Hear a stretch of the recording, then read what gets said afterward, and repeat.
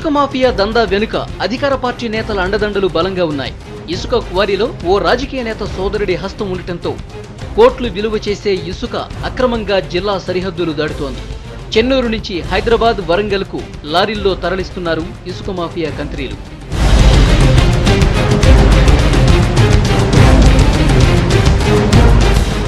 హైదరాబాద్కు చెందిన ఓ ప్రజాప్రతినిధి గోదావరి నది నుంచి ఇసుక అక్రమ రవాణాకు బీజం వేశాడు.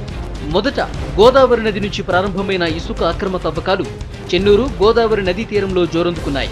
లారీల్లో తరలిపోతున్న ఇసుకను ఏ అధికారి తనిఖీ చేయకుండా నేతలు ఆదేశించడంతో కనీసం వాటి వైపు కన్నెత్తి చూడకుండా తమకేం పట్టనట్టు వ్యవహరిస్తున్నారు ఇక్కడి అధికారులు. గోదావరి నుంచి ఇసుక లారీలు జిల్లా సరిహద్దులు దాటే వరకు లారీలను ఆపకుండా అధికారులతో ఎప్పటికప్పుడు టచ్లో ఉంటారు బడా నేతలు.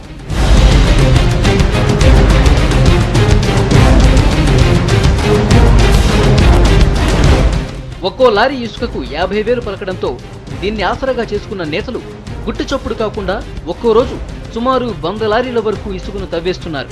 చెన్నూరు, కోటపల్లి, జైపూర్ మండలాల్లో ఉన్న 6 ఇసుక క్వారీల నుంచి అక్రమంగా ఇసుకను తరలిస్తూ కోట్లు గడిస్తున్నారు. కేవలం ఒక్క రోజులోనే కోట్లలో ఆదాయం కాంట్రాక్టర్లు, రాజకీయ నేతల జేబుల్లోకి చేరిపోతుంది.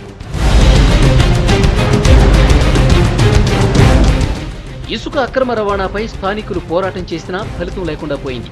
ఇటీవల ఇసుక రవాణా చేస్తున్న లారీలను పట్టుకుని పోలీసులకు అప్పగించారు. పోలీస్ స్టేషన్కి వెళ్లిన 56 ఇసుక లారీలు ఎలాంటి కేసులు లేకుండానే నిమిషాల్లో తిరిగి బయటకొచ్చాయి. పొలిటీషియన్స్ నుంచి పోలీసులకు ఫోన్స్ రావడంతో ఎలాంటి కేసులు నమోదు చేయకుండానే లారీలను వదిలేశారు. ఈ గతంలో ఆర్డీఓ గారు కూడా పట్టుకుంటే వారు మరి అధికారుల చేత అదేవిధంగా మంత్రుల చేత ఇన్ఫ్లుయెన్స్ చేసి మరి ఇసుకను అదేవిధంగా యథావిధిగా స్వేచ్ఛగా నడుపుతా ఉన్నారు. కోట్లాది రూపాయలతో వేసినటువంటి నేషనల్ హైవే మరి 16వ జాతీయ రహదారి కూడా ఇలా మనుషులు నడవలేని పరిస్థితి ఏర్పడడం జరిగింది. ఇసుక రవాణాతో చెన్నూరు, కోటపల్లి గ్రామాల్లోని పంటలు పూర్తిగా దెబ్బతింటున్నాయి. కోట్ల రూపాయలు ఖర్చు చేసి నిర్మించిన రోడ్లు అధ్వానంగా మారుతున్నాయి.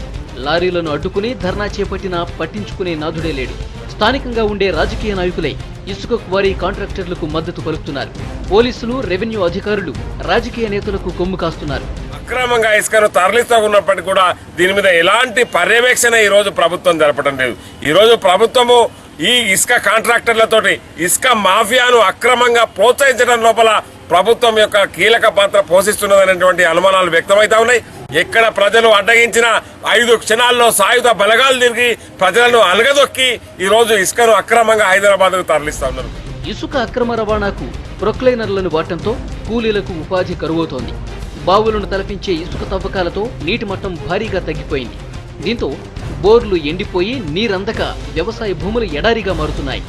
ఇప్పటికే భారీగా ఇసుక తరలిపోవడంతో కోట్లు గడిస్తున్న కాంట్రాక్టర్లు కూలీల శ్రమను కూడా దోచేస్తున్నారు. ఒక ట్రిప్పుకు 150 రూపాయలు చెల్లిస్తూ మోసం చేస్తున్నారు. గట్టిగా అడిగితే దిక్కున్న చోట చెప్పుకోండంటూ బెదిరిస్తున్నారు మాఫియా కేడీగాళ్లు.